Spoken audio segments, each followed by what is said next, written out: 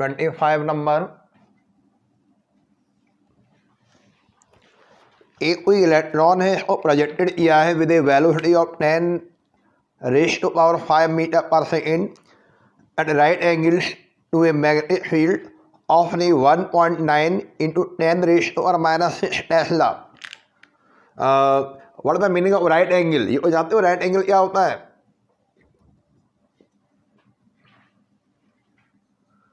Right angles में enter कर रहा है फील्ड के अंदर, यानी इसका मतलब नॉर्मली एंटर कर रहा है एंगल क्या हो गया 90।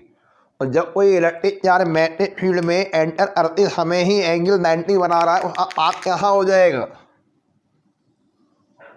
सर्कुलर पाथ बन जाएगा। ठीक है, ठीक है। आगे सुनिए, कैलकुलेट द रेडियस, और शायद यही पूछ रहा है कि हमें रेडियस बताइए। Calculate the radius of the circle described by the electron. Electron revolve कर रहा है। अब इसकी पूरी फिजिक्स ये है कि अगर मान लीजिए कि इलेक्ट्रॉन इस तरह रिवॉल्व कर रहा है ई माइनस, तो अगर वो क्लॉकवाइज रिवॉल्व कर रहा है और इसमें जो करंट बनेगा वो यानी एंटी क्लॉकवाइज बनेगा, है ना। तो ये भी जरूरत पड़ सकती है हमें, ये हम आगे वाले प्रॉब्लम में लेंगे। अभी मतलब ये बात करें, एक और रेडियस निकालते हैं हम लोग, रेडियस कैलकुलेट कर ले रहे हैं, है ना। और इसके अलावा what are its frequency and energy. Energy माने काइनेटिक एनर्जी निकालना है। और ये सारी चीज़ें होगी जब हमें ये पता हो कौन कौन से डाटा हमारे पास दिए हुए हैं। पहले डाटा लिखना शुरू करो। गिवन, सबसे पहले सेंटेंस में मिला हुआ velocity v equal to 10⁵ metre पर सेकेंड, ये लिखा हुआ है। Right angle this the understood data theta around 90 degree. इसकी जरूरत नहीं पड़ेगी, पर फिलहाल बस ये आइडिया देगा, पाथ सर्कुलर बन जाएगा। अच्छा, जिसने मैग्नेटिक फील्ड में एंटर किया उसका मैग्नीट्यूड ये लिखा हुआ है b बराबर मैग्नेटिक फील्ड का स्ट्रेंथ लिखा हुआ 1.9 इंटू 10⁻⁻⁶ टेस्ला। ठीक है, और रेडियस निकालने के लिए बोल रहा है, आर निकालना है, आर बराबर question mark.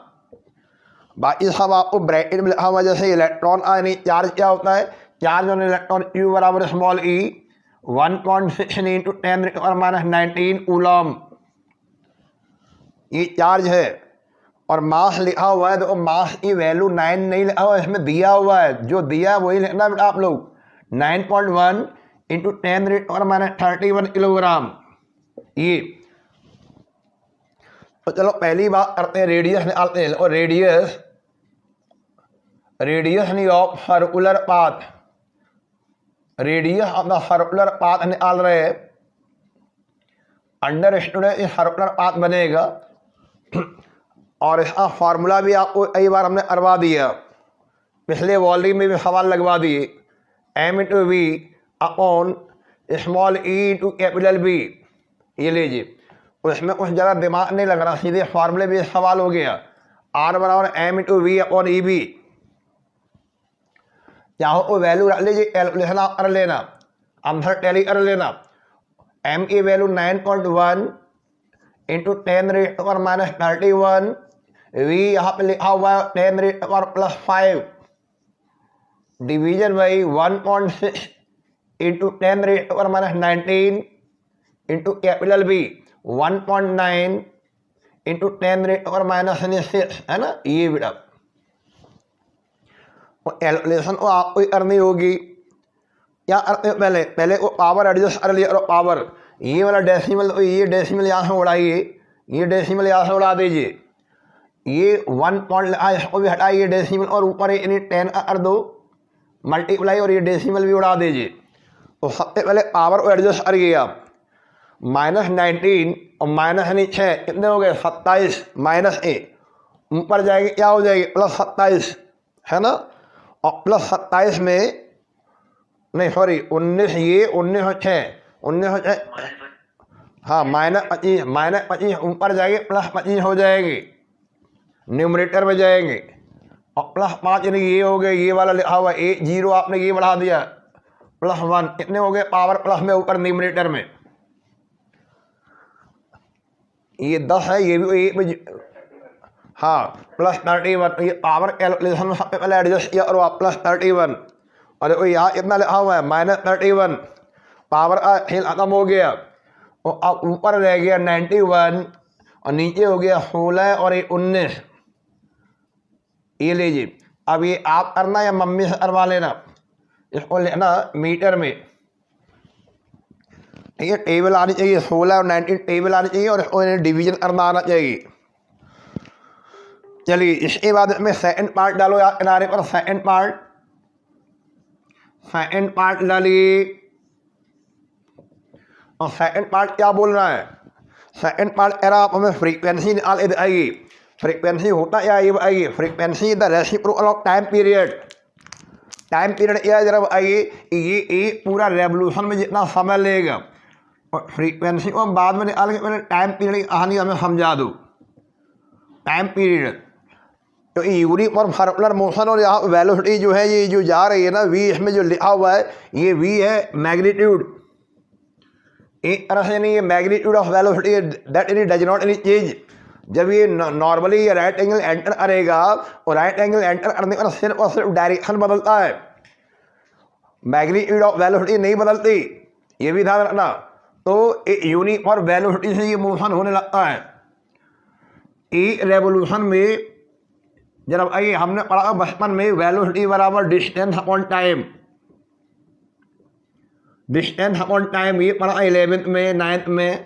Distance upon time, time बराबर हो गया डिस्टेंस नहीं अपॉन वेलोसिटी। वेलोसिटी यूनिफॉर्म बनी रहेगी v, जिस वेलोसिटी से एंटर किया है, जिस मैग्नीट्यूड ऑफ वेलोसिटी से एंटर किया वही लेंगे हम। और डिस्टेंस क्या हो गया 2πr एक रेवोल्यूशन में, और एक रेवोल्यूशन का समय ये आ गया t बराबर 2πr ऑन v। ठीक है, ये बेसिक हमने शुरू किया था, आपको याद करो। हम जो यहाँ पे जो डाटा दिए उसको दे रहे हैं, उसके अकॉर्डिंग फार्मूला बनाने की कोशिश कर रहे हैं।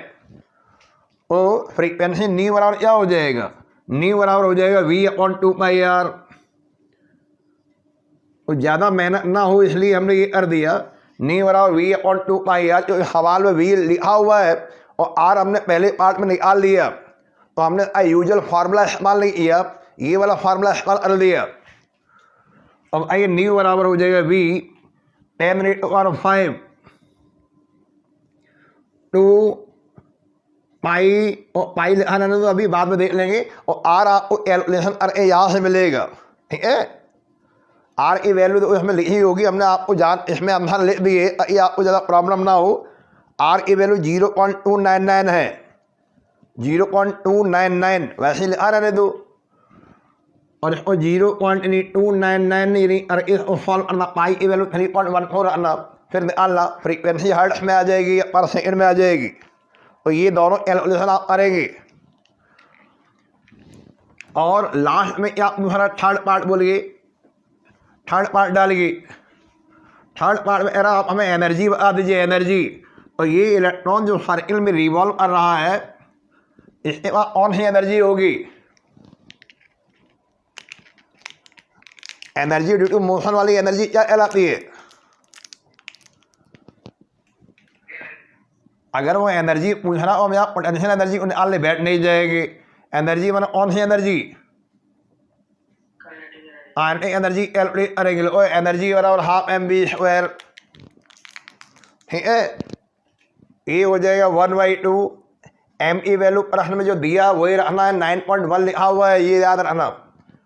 9.1 × 10⁻31 वैल्यू आपको दिया है 10⁵ और उसका होल स्क्वायर लगा हुआ है, और 10⁻, ये हो गया 10। ठीक है, इस तरह एनर्जी आप कैलकुलेट कर लेना, जूल में आ जाएगी।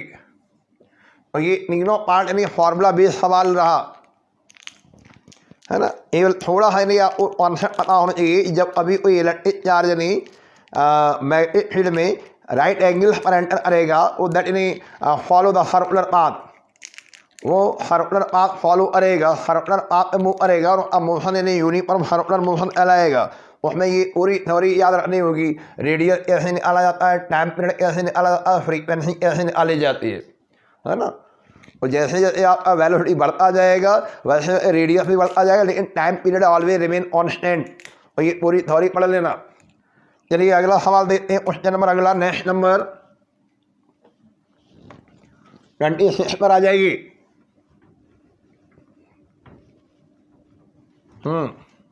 26 नंबर पर जरा ध्यान दीजिए, उन्होंने ईमानदारी से देखना। तो अभी हमने क्या किया, ये सवाल 25वां लगवाया, इसमें इलेक्ट्रिक चार्ज को एंटर कराया मैग्नेटिक फील्ड में, ठीक है। ये आयुष प्रताप सिंह, सर वो मेरा दूसरे फोन पे लिंक नहीं आई, मैंने अभी अक्षत से मांगी, तुम्हारे फोन में लिंक ही नहीं आई। वो तेरे डिवाइस में कोई प्रॉब्लम आ गई होगी, मैंने अभी अक्षत से मांगी तो मुझे लगा आज छुट्टी है। अच्छा, तुम्हें लगा, वेरी गुड। नहीं मतलब लिंक नहीं आया। हमें यही डर लग रहा है, जब हमारा पेपर यानी जून में 8 जून में चला गया और अब आधे ये हमारे लिए नुकसानदेह हो गया।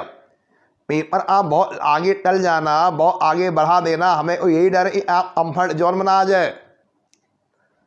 और ये जो नहीं, हमें लगने लगा आज पहले ही दिन आपने ये कर दिया गड़बड़। हमें अभी नोट करें डायरी में कि क्या क्या बच्चों को किया जाए नए सिरे से, कि 8 जून में पेपर हो गया और आज हमने दिखा दिया कि हम बिल्कुल कंफर्ट जोन में आ गए, हम मस्ती करेंगे, गर्मियों छुट्टियाँ मनाएंगे, नानी आ जाएंगे, फिर आप देख लेंगे बाद में। अरे यार, अच्छा यार आयुष, चलिए देखो 26वां पढ़िए आयुष, पढ़ो जरा 26वां नंबर। आता हो फिर भी ना तो पढ़िए, आप मन लगा rectangular current in airing loop. Rectangular loop में अक्सर देखो लूप के सवाल ज़्यादा मिल रहे हैं, चाहे वो सर्कुलर हो चाहे वो रेक्टेंगुलर हो। आप लूप वाले सवाल को मास्टर बनने की कोशिश करो। A rectangular current in airing loop EFGH is kept in a uniform magnetic field as shown in the figure। यानी एक्चुअली ये जो हमने शेडेड बना दिया है, ऐसा करो, ये जो बने हुए ना इसमें अपने सीट में ही ले लो, ये यानी N है, ये नॉर्थ यानी पोल होगा इसी मैग्नेट का, ये N, और इधर वाला ये होगा साउथ यानी पोल। परमानेंट मैग्नेट के यानी सिलेंड्रिकल पोल से इस तरह बने होंगे, यूनिफॉर्म फील्ड बना हुआ है, नॉर्थ से साउथ, ये बीच में गैप है, ये यूनिफॉर्म फील्ड बना देगा। इसमें ऑयल डली हुई रेक्टेंगुलर ऑयल, हमने आपको डेरिवेशन या थ्योरी पढ़ाई होगी। ऑयल और ऑयल में भी करंट फ्लो हो रहा है, ये लीजिए, और current in airing coil uniform magnetic field डली हुई है, ठीक है। पहला प्रश्न ये दाग भी है, what is the direction of magnetic movement. आपको डायरेक्शन में आना है, direction of the magnetic movement of the current loop, और इसमें मास्टर हो ही गए होगे, तो जब तक पेपर होगा हम 100 बार बता देंगे आपको। और फिर भी कुछ ऐसे नालायक इसमें बच्चों को ये पढ़ने का नाम ही नहीं ले रहे। मैग्नेटिक मूवमेंट यानी करंट लूप, यानी ये करंट लूप यानी इसका फिर वही शुरू करें आप लोग। लूप लिखा होगा या ऑयल लिखा होगा, लूप या ऑयल, और उसमें क्या है, करंट फ्लो हो रहा है, तो ये हो गए करंट लूप। अब करंट यानी लूप है या करंट यानी ऑयल है, ये आई एग्जाम्पल हो गए। मैग्नेटिक डायपोल एग्जाम्पल हो गए। मैग्नेटिक डायपोल का इंट्रोडक्शन इससे दिया जाएगा, मैग्नेटिक डायपोल का इंट्रोडक्शन मैग्नेटिक डायपोल मूवमेंट से दिया जाएगा। एनालॉजी करो, मैग्नेटिक डायपोल मूवमेंट यानी जैसे यानी है, एक साउथ पोल होगा, एक नॉर्थ पोल बन जाएगा। अब आपको ये तय करना है, एनालॉजी से ही तय कर लो, मैग्नेटिक डायपोल मूवमेंट की डायरेक्शन नॉर्थ से साउथ होगी या साउथ से नॉर्थ होगी। साउथ टू नॉर्थ होगी, along the axis of the loop. ये बोलो साउथ टू नॉर्थ होगी, वो बात तो ठीक है, अब ये सीख लिया हमने, साउथ टू नॉर्थ होगी along the axis of the loop. ये लूप ये बना हुआ है, ध्यान देना, ये लूप बना हुआ है। और ये आप हमें मैग्नेटिक डायपोल यानी मूवमेंट की डायरेक्शन के बारे में चर्चा कर दो। थ्योरेटिकल सवाल हो गया, कॉन्सेप्चुअल सवाल हो गया ये। और अभी हमें सामने एक फ्रंट पे करंट जो दिखाई दे रहा है, डायरेक्शन ऑफ फ्लो, इसका जो सेंस दिखाई दे रहा है, सेंस ऑफ फ्लो, करंट के फ्लो होने का सेंस क्लॉकवाइज नजर आ रहा है या एंटी क्लॉकवाइज नजर आ रहा है। देखो जरा फिगर में ये एरो लगा हुआ है, ये इससे देखो करंट का जो फ्लो है इसमें ऑयल में सामने वाला फ्रंट फेज क्लॉकवाइज नजर आएगा या एंटी क्लॉकवाइज नजर आ रहा है। ये क्लॉकवाइज आ रहा है। और इंग्लिश के 2 लेटर होते हैं, ये हाइपोथेटिकल लेटर एस बना लिया और ये बना लिया यानी ये एन। तो हम यहाँ पर सामने वाला कौन सा पोल अरे बेहद करवा दे, क्लॉक रूल के मुताबिक एस बनाए या एन बनाए। ये फ्रंट यानी फेज है, हमें ऐसा बिहेव करवाएगा ये एस बना के काम चला लेंगे। और अगर नहीं फ्रंट फेस से हम देख रहे हैं ऑब्जर्वर बने हैं और हमें लग रहा है कि करंट नहीं is flowing in the clockwise direction, it means that in front in front face of this oil will behave as a south pole while the back face will behave as a north pole। हो गया। और हमें आएगा magnetic movement की direction south से north होती है। अब आओ इसका जवाब कैसे लोगे, आपको जवाब लेने के लिए बोला गया। आप आएंगे magnetic movement is directed perpendicular to the plane of the paper. हम हर चीज़ को प्लेन ऑफ पेपर हम मानते चल रहे हैं। और मैग्नेटिक मूवमेंट की डायरेक्शन जो होगी perpendicular to the plane of the paper and directed into the paper या डायरेक्टेड इनवर्ड। ठीक है, और ये ओम का रूल लगा दिया। वैसे एक्चुअली ये ओम का रूल होता है ये वाला। आइए इसमें मास्टर बन गए तो जो बच्चा मैग्नेटिक में मास्टर बन जाएगा वो अभी हम AC और EMI लगवाएंगे और पूरा AC और EMI उन्हीं के लिए भले में रहेगा जो ये सवाल सीख लेंगे। तो आइए आप अपनी राइट हैंड थंब रूल लगा दीजिए, या ये जो हम बोल रहे हैं साउथ और नॉर्थ, ये ओम का रूल कहलाता है हमारे फिजिक्स में, ट्रेडिशनल फिजिक्स में लॉ रूल। और पहले लॉ रूल से हमने साउथ और नॉर्थ पता लगा लेते हैं। और एक नहीं आपको पहले भी हमने right hand thumb rule, right hand thumb rule for the loop, ये पूरा लेना right hand thumb rule for loop. ये दो मेथड है जिससे हम करंट की डायरेक्शन चेक वो मैग्नेटिक डायपोल मोमेंट की डायरेक्शन चेक करते हैं। और राइट हैंड थंब रूल यानी यही हमें एरिया वेक्टर की डायरेक्शन में आएगा, यही हमें मैग्नेटिक मोमेंट की डायरेक्शन में आएगा और यही हमें मैग्नेटिक फील्ड की डायरेक्शन में आएगा। ठीक है, और जो डायरेक्शन ए की होती है लगभग वही डायरेक्शन एम की होती है ना। तभी हम लोग लिखते हैं एम वेक्टर बराबर आइए, हर चीज को ध्यान दीजिए।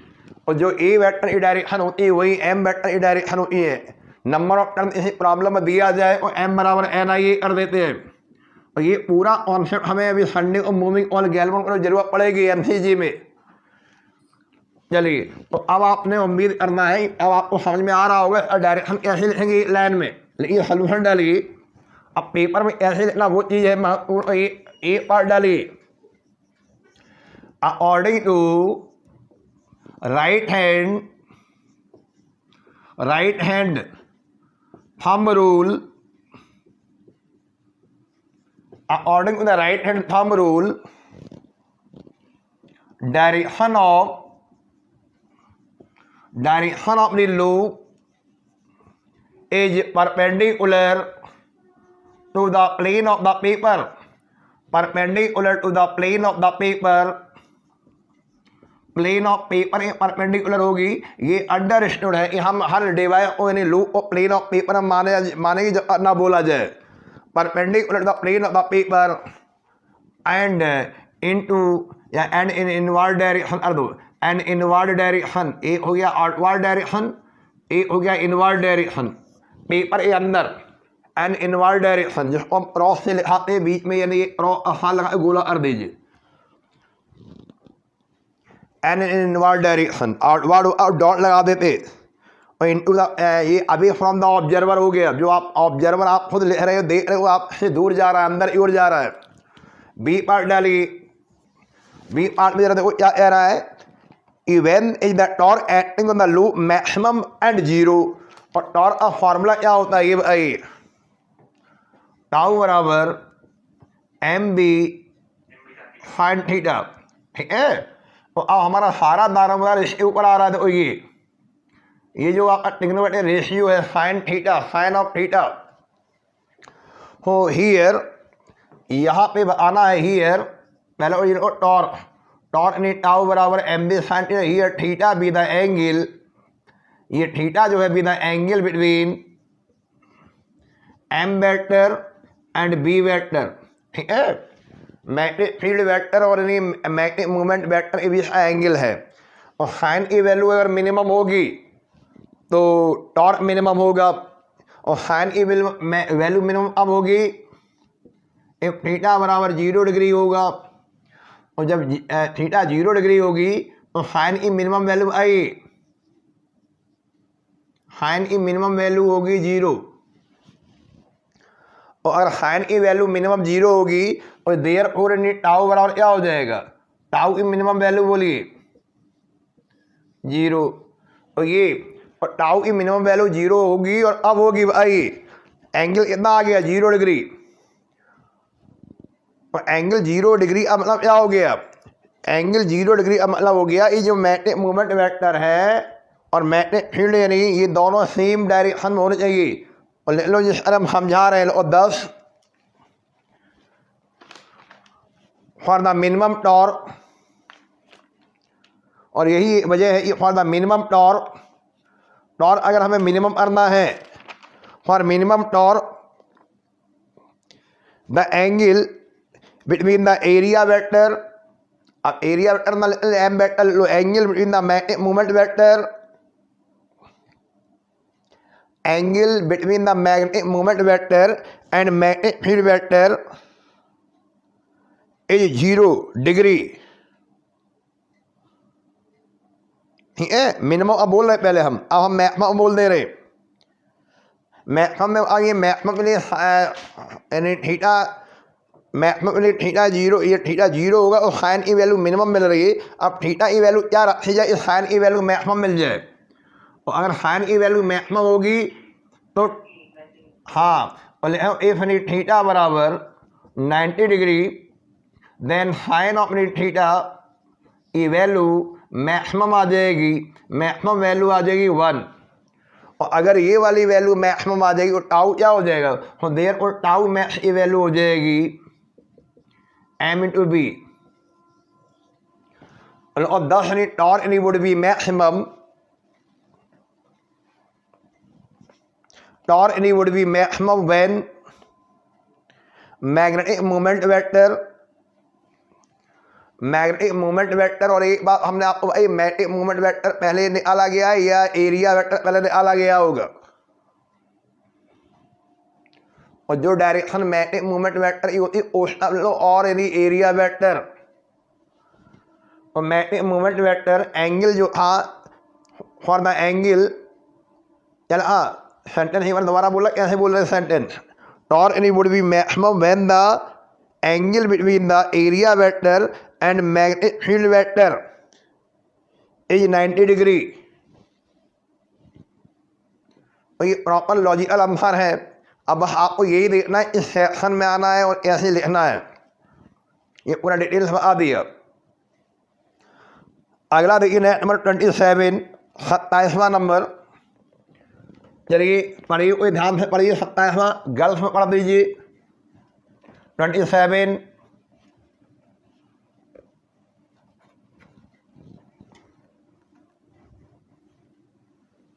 सारे लोग कॉमा में चले गए, नाम लेके बोलना पड़ेगा अब हमें।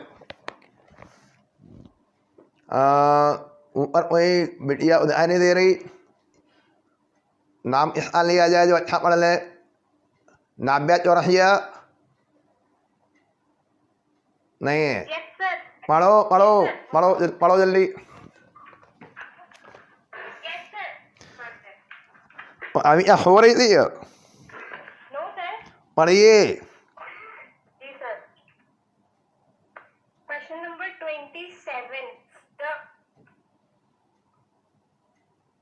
Coil of wire enclosing an area 100 centimeter square is placed with its plane making an angle of 60 degree with the magnetic field of strength 10⁻⁻1 Tesla. What is the flux through the coil? हाँ, ये सवाल नहीं अगले chapter की भूमिका बनाने के लिए हमने डाल दिया बीच में। इसके तुरंत बाद हम जो प्रॉब्लम सॉल्व करेंगे वो करेंगे AC और EMI के। हमने कोशिश करना ऑयल है, चलिए हमने कोई प्लेनर ऑयल बना ली,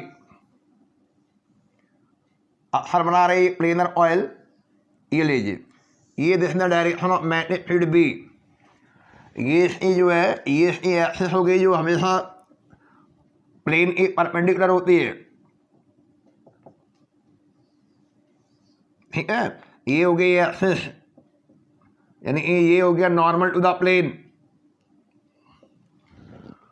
और ये कह रहा है ये जो ऑयल है जो इनक्लोजिंग द एरिया, यानी एरिया वेक्टर दिया होगा जो प्लेन के परपेंडिकुलर होता है, और एरिया वेक्टर का मैग्नीट्यूड दे रखा है। यहाँ पे एरिया बराबर लिखा हुआ है, एरिया ए बराबर 100 सेंटीमीटर स्क्वायर, ए बराबर 100 इंटू 10⁻⁴ मीटर स्क्वायर, ए बराबर 10⁻² मीटर और ये एरिया लिखा हुआ है ना, एरिया लिखा हुआ है, एंगल आना है। एक्चुअली यहाँ जो एंगल जो दिया है जरा, और ये एंगल प्लेन के साथ दिया या एक्सिस के साथ में दिया, ये बताओ हमें।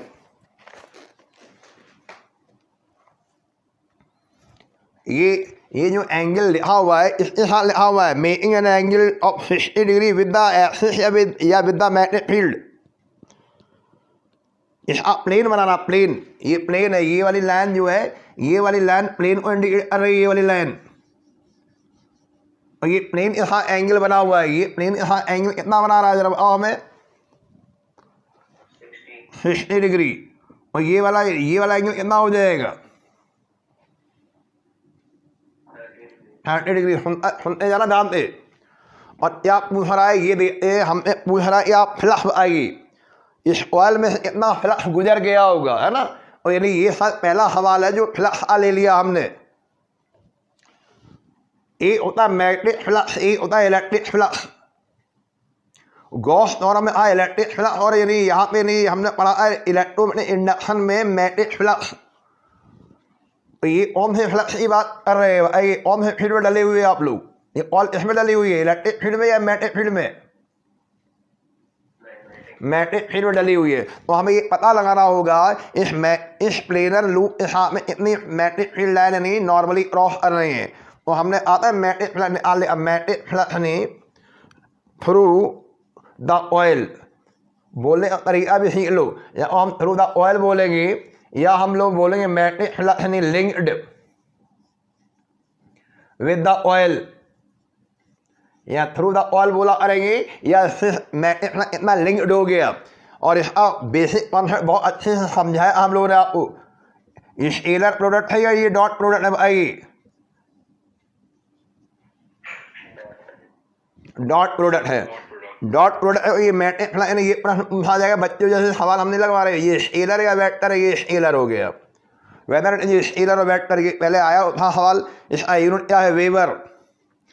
अब डॉट हो गया और यहाँ को आगे बढ़ाइए, बी हमें दिया है, ए लिखा है अभी, बी ए लिखा हुआ, बी भी दिया होगा, बी और ए, और ये डॉट है उसमें ऑफ आएगा, साइन आएगा, ऑफ आएगा। और what the meaning of theta here, आप हमें समझाइए, आप हमें बताइए कि थीटा यहाँ पे क्या है, या थीटा यहाँ 60 है या थीटा यहाँ नहीं 30 है, सोच लेना, हम इत्मीनान है, कोई हड़बड़ी नहीं है। ये थीटा लो यहाँ पे here, theta is the angle between B vector and in A vector. What is the meaning of A vector? Area vector, area vector, area vector यानी क्या होता है, प्लेन एक परपेंडिकुलर होता है, क्या कॉन्सेप्ट लिया एरिया वेक्टर। अब तो इसमें आपको नहीं, एक्चुअली इसमें करंट डायरेक्शन की मतलब जरूरत भी नहीं है। एरिया वेक्टर हमेशा इतना श्योर है, एरिया वेक्टर हमेशा नहीं, प्लेन ए जो ऑयल प्लेन परपेंडिकुलर होगा, और परपेंडिकुलर क्या होता है, नॉर्मल यानी एक्सिस अलग होगा। So this will be the direction of area vector. तो एक्चुअली यहाँ जो एंगल जो दिया है उसने थोड़ा बदतमीजी कर दी, यहाँ एंगल प्लेन के साथ दिया था, और हमें चाहिए कौन सा एंगल, एंगल चाहिए बिटवीन द यानी एरिया वेक्टर एंड यानी डायरेक्शन ऑफ मैग्नेटिक फील्ड। तो हमें इस फिगर को बना लेना चाहिए, और जो जिस फॉर्मूले में नीड हो वो रखना है। यहाँ इस फॉर्मूले में थीटा की जरूरत है, नॉट द अल्फा, और यहाँ इस फ्लक्स निकालने के लिए हमें थीटा चाहिए।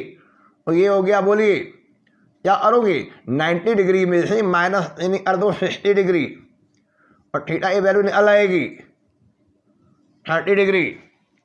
ये ऊपर गिवन में लेना, गिवन अच्छा सवाल था ये। और बी कितना दिया, बी बताओ हमें, B what the value of B, 10⁻⁻1 हो गया। और ये आपको करना बोर्ड एग्जामिनेशन में, पहले गिवन, इधर ये पिक्टोरियल डायग्राम, और इधर आपका पूरा language magnetic through coil fibre of B vector dot A vector. और ये मेथोलॉजी है एक्सप्रेशन अपनी बात को समझाने का। और फाइव बराबर बी, बी की वैल्यू होगी 10⁻⁻1, ए की वैल्यू बोलो, ये लिखा हुआ है 10⁻⁻2, कॉस ऑफ 30। अब सबसे बड़ी समस्या ये होगी कॉन्स्टेंट का वैल्यू नहीं मालूम। क्या होती है वैल्यू? हाँ, पेपरों में कैलकुलेशन में ज़्यादा टाइम मत लगाना और एक बार √3/2 की आप कैलकुलेशन अरे सीख लो, बार बार यानी झंझट, इतना टाइम नहीं है। 1.732/2 अरे इतना आएगा 1.732 × 10⁻³ डिवीजन बाई 2 और फ्लक्स की value I. What is the value of flux? 0.06 और 6 और 6 3 बार आ रहा है ना, इंटू 10⁻³ है। अरे अपना अर्ध ना 8 है, हाँ हाँ ठीक है, 0.8 है, ठीक है। और बोलिए 6 और 6 अब ठीक है। पावर क्या लगी है? जिन्हें सिग्नल नहीं आ रहा है या जिनका ऑडियो नहीं चल रहा वो ना बोले अच्छा तुम्हें दिखाई दे रहा है, ऐसा नहीं। एक मिनट रुकना, आज हम लोग आवाज़ अब आ रही, क्या मतलब है? एक मिनट रुकना।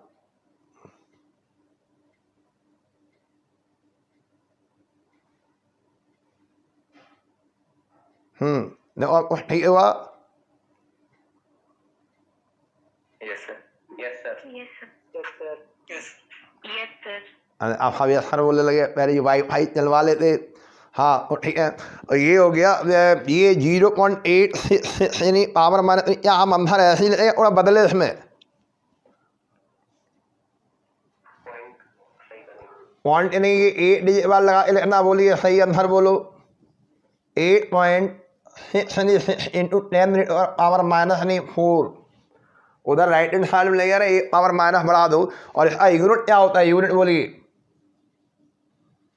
वेबर।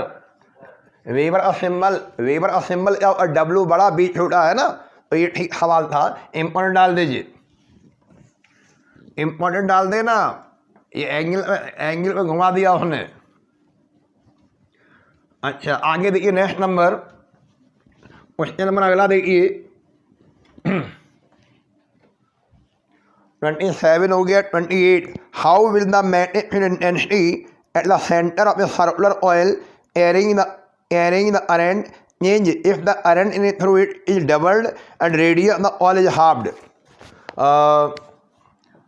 जैसे मान लो ये है यानी ऑयल है जिसका रेडियस ए ले लो, हमने सॉरी में साथ ये लिखाया है, ए ले लो, आर ले लो, जो भी लेना हो, और इसमें करंट फ्लो हो रहा है और ये सेंटर है वो मान लो। तो आपको पता है सेंटर में मैग्नेटिक फील्ड कैसे निकालते हैं अब लोग? फार्मूला क्या फार्मूला होता है? Magnetic field at the centre of the current carrying oil, ये वो फार्मूले याद कर ही ले। बी बराबर सेंटर वाला फार्मूला बोलिए μ0/4 पाई 2 पाई I/A। और क्लियर करना हमने μ0 I/2A, जहाँ जैसी जरूरत हो बाबा लर्न कर लेना। ये लीजिए पाई हटा दिया, 2 से 2 चला गया, μ0 I/2A। सेमी सर्किल होता तो हमारा यानी 1/2 कर दे, 4A कर दे सेमी सर्किल में, या कोई यानी आर होता जो अलावा आर इसमें जो एंगल बनते हैं तो उसमें यानी I/A थीटा हो जाता है। खैर तो ये फार्मूला होता है, इसे हमने डाला नंबर 1। अब वो कह रहा है, अब प्रश्न की भावना समझो। If the current through it is doubled, current जो आई फ्लो हो रहा है उसे डबल कर दीजिए और इसके अलावा रेडियस को आधा कर दीजिए। तो क्या आएंगे? ये ऊपर हमने बड़ा बड़ा हेड डाल दिया, इन द फर्स्ट केस, पहला केस हटाया, फर्स्ट केस मैंने ऑर्डिनल केस हो गया, ये ऑर्डिनल केस हो गया। फर्स्ट केस अपना हो गया ओरिजिनल केस, है ना, ये हो गया। यहाँ ये लिखना ना भूले, here all symbol have their usual meaning, here all symbol have their usual meaning. अब हम इन द सेकंड केस की बात कर लें। इन द सेकंड केस, अंदर अब सेकंड केस में क्या क्या कर दिया इन्होंने। सेकंड केस में आप देखो मैग्नेटिक फील्ड ऐसे ही बदलेगा। मैग्नेटिक फील्ड देख रहे हैं हम लोग, बढ़ेगा या कम होगा, घटेगा, ये देखना है। म्यू जीरो, ये आई जो है इसको कर दिया 2i, करंट हमने डबल कर दिया। इधर वाले फार्मूले से देख लो लास्ट वाले से, म्यू जीरो करंट कितना हो गया, डबल कर दिया और रेडियस आधा कर दिया, 2 इंटू a/2। ये रहा बेटा, ठीक है। तो अब बताइए बी डैश की वैल्यू क्या होगी हमारे पास। बी डैश बराबर 2 से 2 कैंसिल हो गया, म्यू जीरो आई अपॉन बोलो ए, ऊपर 2 और है और 2 हमने शुरू में लगा दिया। सेकंड नंबर डाल दीजिए और ये बी डैश की वैल्यू हो गई ट्वाइस टाइम म्यू जीरो आई अपॉन ए। तो हम ऐसा करते हैं, जो चीज़ निकालने वाली है उसको डिवाइड करके निकाल लो, ऑन डिवाइडिंग इक्वेशन 2/1 रेशियो करके निकाल लो, उससे गलती नहीं होगी। ऑन डिवाइडिंग इक्वेशन नंबर 2/1 है ना, इनमें इंटरनल रिलेशन ढूंढने से बेटर आप डिवाइड कर दो, फालतू चीज़ें अट जाएगी और बी डैश अपॉन बी क्या हो जाएगा। ये हो गया 2, ठीक है। बी डैश अपॉन बी की बात कर रहे हैं हम लोग। इधर ये 2 रहे तो ये 2 और म्यू जीरो आई कैंसिल हो गया। इधर ये नहीं क्या है, ये पूरा लिख लो चलो, 2 म्यू जीरो आई अपॉन ए ये है, एंड पलट दो संख्या 2a अपॉन म्यू जीरो आई। और बी डैश बराबर क्या हो गया बोलिए, बी डैश अपॉन बी की वैल्यू क्या आ रही है 4,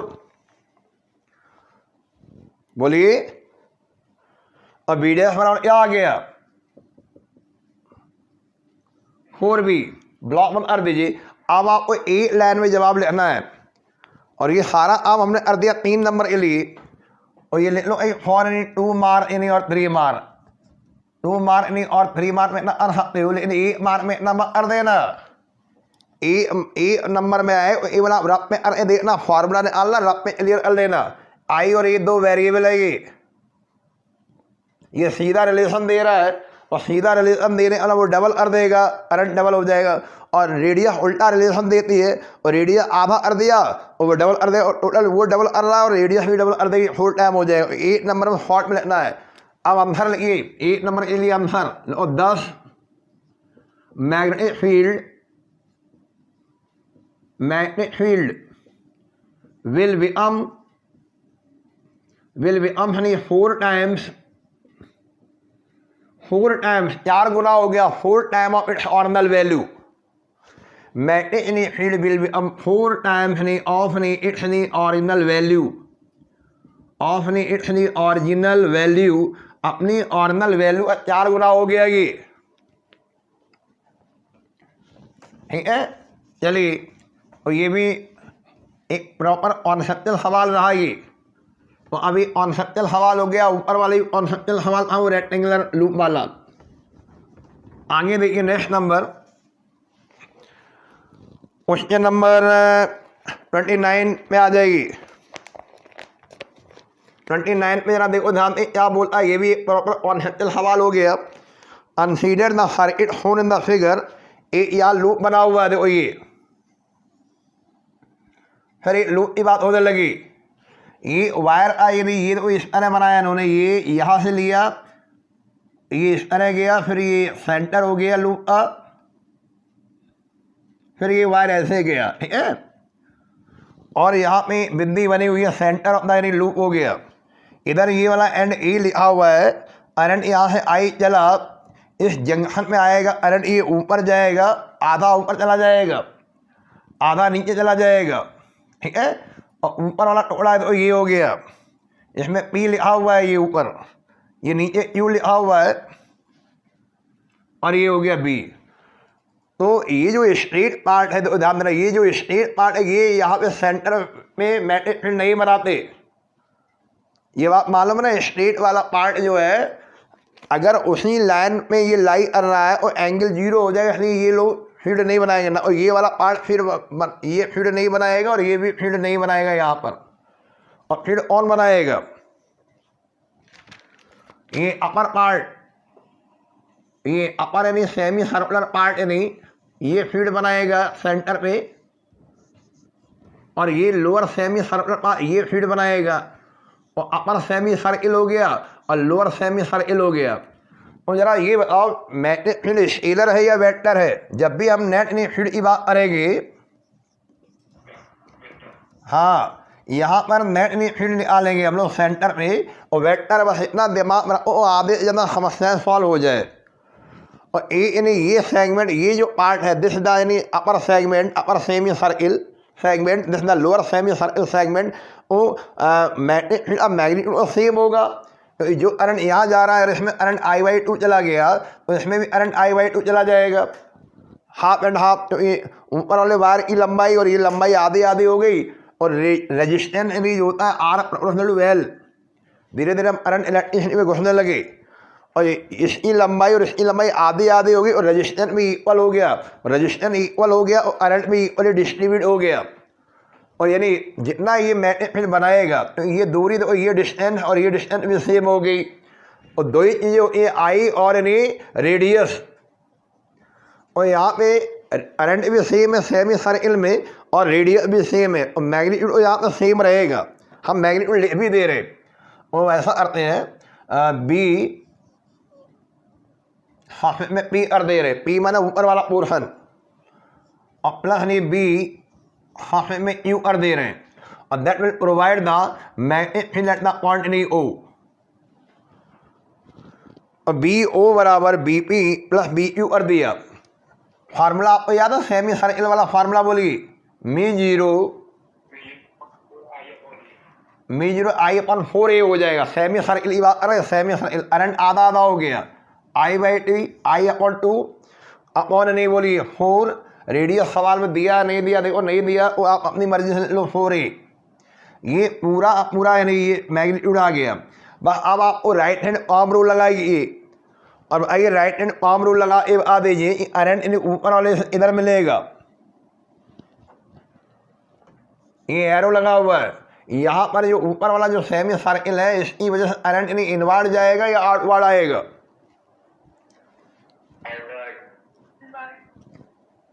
अब जिसने आउटवर्ड बोला है वो एक बार फिर तैयारी करो, जल्दबाजी के नंबर नहीं मिलते, गलत के नंबर जरूर मिल जाते हैं। ये अंगूठा यानी करंट की डायरेक्शन में रखो, चारों उंगलियां ऑब्जर्वेशन पॉइंट पे रखो। जब ये नहीं सीख पा रहे हो क्या पढ़ रहे हो, और ऊपर वाले पॉइंट से ऊपर वाले यदि पार्ट से इनवर्ड जाएगा, तो हमने यहाँ पे यानी यहाँ बॉटम में क्रॉस अनसाला ऐसे लिया, प्लस नीचे वाले से आगे क्या होगा, मैग्नीट्यूड वही रहेगा, मी जीरो I/4A, आई मैंने I/2 हो जाएगा, अपॉन नहीं बोलिए 4A, ए ही रेडियस। तो अब बताइए इसका जो है नीचे वाले से अंगूठा, तो ये देखो ये हथेली बाहर आ रही है ये, और नीचे वाला सेगमेंट ये बाहर जाएगा, ऊपर वाले सेगमेंट अंदर जाएगा, और यहाँ डॉट लगाइए, डॉट बॉटम पे, और ये लीजिए। इतने से वो एग्जामिनर समय लेगा कि मैग्नीट्यूड आ रही है इक्वल, डायरेक्शन है जस्ट अपोजिट। और चलिए बताइए नेट ने फील्ड कितना हो गया?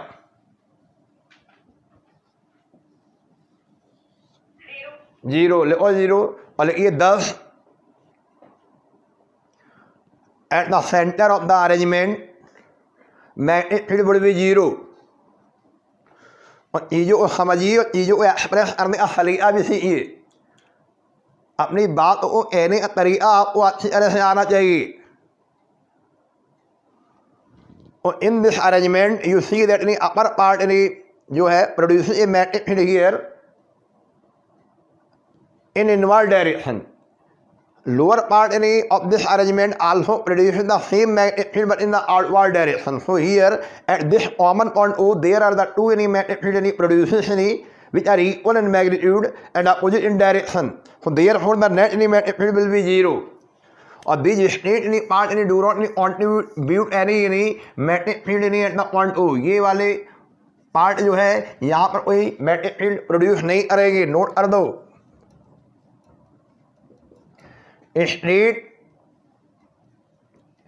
street any part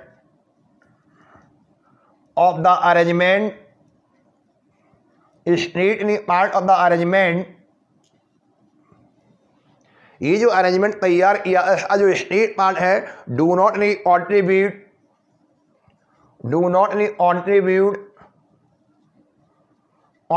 to the field, वो फील्ड में अपना योगदान नहीं दे पा रहे हैं। क्यों नहीं दे पा रहे हैं? क्योंकि आपको पता है हमने डीबी का फार्मूला डीबी बराबर μ0.4 pi Biot Savart law, ideal vector cross नहीं R vector upon R U. और यहाँ पे नहीं जो डीएल है, जो डीएल सेगमेंट है वही आपका आर, उसी लाइन में आर वेक्टर है, एंगल 0 हो रहा है। हर चीज़ का लॉजिक क्लियर रखना। चलिए आगे देखते हैं नेक्स्ट नंबर। क्वेश्चन नंबर बोलिए कौन सा होगा? 30 पढ़िए समझिए। 30 को डाल दिए, मोस्ट नहीं इंपॉर्टेंट डालिए। 30 मोस्ट इम्पॉर्टेंट। और अक्सर सारे सवाल हम लूप पे लगा रहे हैं, लूप वाले सवाल को मेरा थोड़ा प्रैक्टिस सही करें। 30 जरा देखो यार इसमें क्या किया है इन्होंने, पहले पढ़ लो पूरा।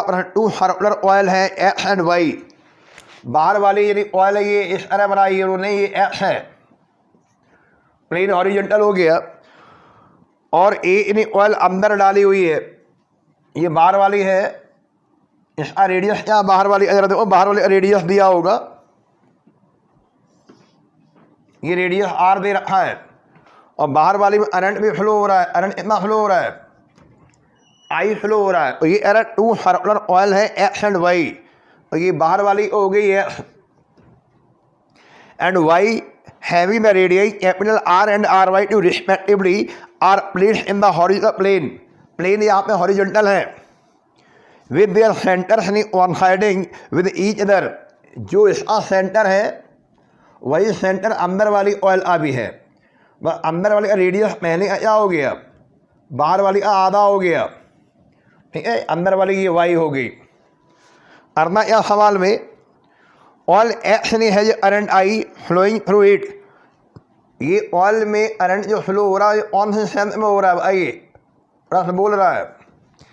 बाहर वाले ऑयल एक्स में है ये current I flowing through it in the clockwise sense, भाई कौन से सेंस में फ्लो हो रहा है ये, क्लॉकवाइज, हाँ क्लॉकवाइज सेंस में फ्लो हो रहा है। चलिए आप हमें बता दीजिए, आपको कई बार प्रैक्टिस कराई हमने, लूप का सवाल है, करंट नहीं क्लॉकवाइज सेंस में फ्लो हो रहा है, बताइए यहाँ सेंटर में मैग्नेटिक फील्ड इधर होगा, सोचिए, राइट हैंड थंब रूल लगाइए, direction of magnetic field the centre, inward या आउटवर्ड, अगर इतनी देर अभी लग रही हो अब दोबारा फिर पढ़ाने की जरूरत लग रही है। ये प्लेन आपका कौन सा जरा आइए, प्लेन आपका हॉरिजॉन्टल है, ये हो गया, हमेशा एक्स से अलोंग मैग्नेटिक फील्ड बनाएगा ये, आपको बस ये आना ऊपर जाएगा नीचे जाएगा क्लॉकवाइज में, ये लीजिए इनवर्ड जाएगा। हाँ तो ये छोटी छोटी चीज़ें सीखो में मास्टर बन गई। तो ये बी हो गया इनवर्ड, और नहीं ये जो कॉमन सेंटर है, ये जो सेंटर है यहाँ पे ये ओ, यहाँ पर यदि बाहर वाली ऑयल जो है ना जिसमें क्लॉकवाइज करंट फ्लो हो रहा है, ये बाहर वाली ऑयल जो है ये वाला फील्ड बनाएगा perpendicular the plane of the loop and in inward direction. अब जरा आगे बढ़ेगी, क्या चाहता है ये, what must be the current in the oil Y, Y में करंट कितना होना चाहिए ये बताइए, to make the total magnetic field at the centre O of the coil zero. ये क्या कह दिया उसने, आपने आइए यहाँ पे ये सेंटर ओ है, इसमें इस सेंटर ऊपर इतने फील्ड बन रहे हैं, एक फील्ड बन रहा है या 2 फील्ड बन रहे हैं या 3 बन रहे हैं, मैग्नेटिक फील्ड प्रोड्यूस करने वाले इतने डिवाइसेस हैं हमारे पास। सेंटर ऊपर एक तो ये बाहर वाली ऑयल फील्ड बनाएगी, ठीक है, और यानी ये अंदर वाली ऑयल फील्ड बनाएगी, और एरा भैया ये ऐसा करो ये नेट फील्ड 0 हो जाए। Eight the centre net field कैसा आ रहे हैं, नेट यानी मैग्नेटिक फील्ड, कौन सा फील्ड, नेट यानी मैग्नेटिक फील्ड इज 0, सपोज कर दिया हमने, तो वो एरा 0 है, तो जब 0 करना है और करंट कितना हो ये 0 हो जाए, तो हमने पहले ही 0 मान लिया, यानी बी वेक्टर की वैल्यू 0 हो गई। अब ये बी वेक्टर एक तरह नेट है, रिजल्टेंट है, आप चाहो अपने सुविधा के लिए बी नेट कर दो। At the centre net in matrix is 0, यानी कि ये बी एक्स ने पैदा किया होगा और ये बी वाई ने पैदा किया होगा, तब जाके ये 0 बना होगा। इसका सीधा मतलब ये हुआ बी एक्स की जो डायरेक्शन होगी और बी वाई की डायरेक्शन ये आपस में क्या होनी चाहिए बताइए? अपोजिट, डायरेक्शन अपोजिट होनी चाहिए, मैट्रिक्स की डायरेक्शन अपोजिट होनी चाहिए और मैग्नीट्यूड ऐसा होना चाहिए इक्वल। और ये इशारा कर गया, सारे सवाल ऐसे ही लगवा रहे हैं। और मैग्नीट्यूड यानी would be equal but the direction would be opposite. अब जरा हमें ये बताओ, ये मैट्रिक्स की डायरेक्शन कौन डिसाइड कर रहा है? मैट्रिक्स की डायरेक्शन कौन आता है? कौन सा सेंस में आ रहा है? फ्लो यानी current is flow of sense में आता है। Whether the current is flowing clockwise or anti-clockwise and whether the plane is horizontal or vertical of the oil। और एक्चुअली अगर नहीं दोनों ऑयल एक ही प्लेन में है, दोनों ऑयल एक ही प्लेन में हॉरिजॉन्टल प्लेन में है, तो अगर एक में करंट क्लॉकवाइज फ्लो एक फील्ड अंदर जा रहा है, इनवर्ड जा रहा है, अब आइए अंदर वाली ऑयल में करंट इधर इधर फ्लो करा दे।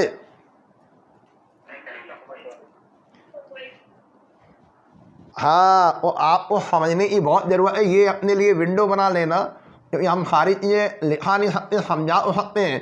ये क्या करना है आपको इस सवाल में, ए यानी फील्ड वो अंदर जा रहा है सेंटर, ये लो इनवर्ड, बी यानी एक्स वाला नीचे कर दो और ए कर दो ऊपर अपवर्ड, बी वाई वाला अपवर्ड कर दो।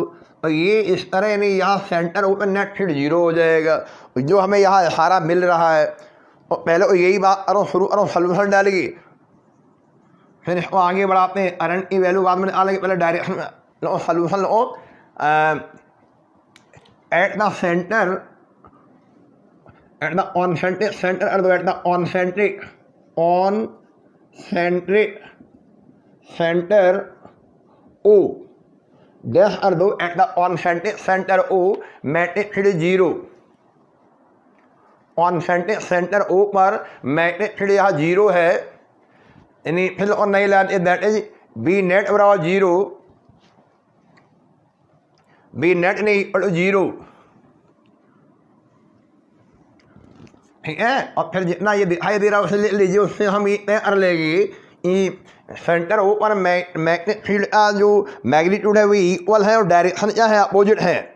इसका मतलब बाहर वाली ऑयल में करंट क्लॉकवाइज फ्लो हो रहा है और अंदर वाली ऑयल में करंट ऐसा फ्लो होना चाहिए। हाँ, बोले ये 10 और 10 ने current through oil Y will flow in anti clockwise. ये पहली बात हमने बोल पाई। करंट जो था through the oil Y will flow in anti clockwise direction, क्योंकि हमें नेट फील्ड वहाँ 0 बनाने के लिए बोल रहा है, और 0 बनाने के लिए ये बोल रहा है, और ये भी बोला करंट इतना होना चाहिए एंड हाउ मच। और फर्दर आ जाइए, फर्दर मैग्नीट्यूड पे आ जाओ। मैग्नीट्यूड अपनी बी एक्स नहीं, that must be equal to magnitude of B Y. Formula आइए, फार्मूला बता दीजिए, mu 0.4 pi centre formula 2 pi I upon radius, क्या रेडियस आर है यहाँ पे बाहर वाले आप, जो वाई इनवर्ड है उसका ये म्यू 0.4 पाई 2 पाई, करंट का सिंबल उस बदल दो, इसको आई लिखा है, इसको क्या करना है हम आई डैश कर दीजिए। चलो आई डैश कर दो, आई डैश। रेडियस क्या आ रहा है उस आम या ज़्यादा क्या है? देखो रेडियस अंदर वाले की R/2, वेरी गुड। चलिए आइए आई डैश की वैल्यू बता दो, आप लोग बड़े हो गए अब। What the value of I dash in term of I? ये कैंसिल, ये कैंसिल,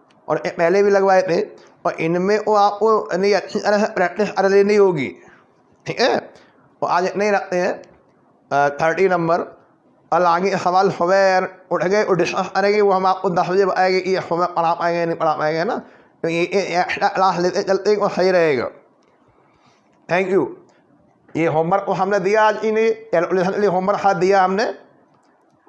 हाँ 25 आज जैसे आपको रेडियस निकालना है, 25 की फ्रीक्वेंसी निकालनी है, 25 में आपको एनर्जी निकालनी है। ये हमें पूरे पन्ने में साफ ढंग से कैलकुलेशन करना जैसे बोर्ड में करी जाती है। Thank you.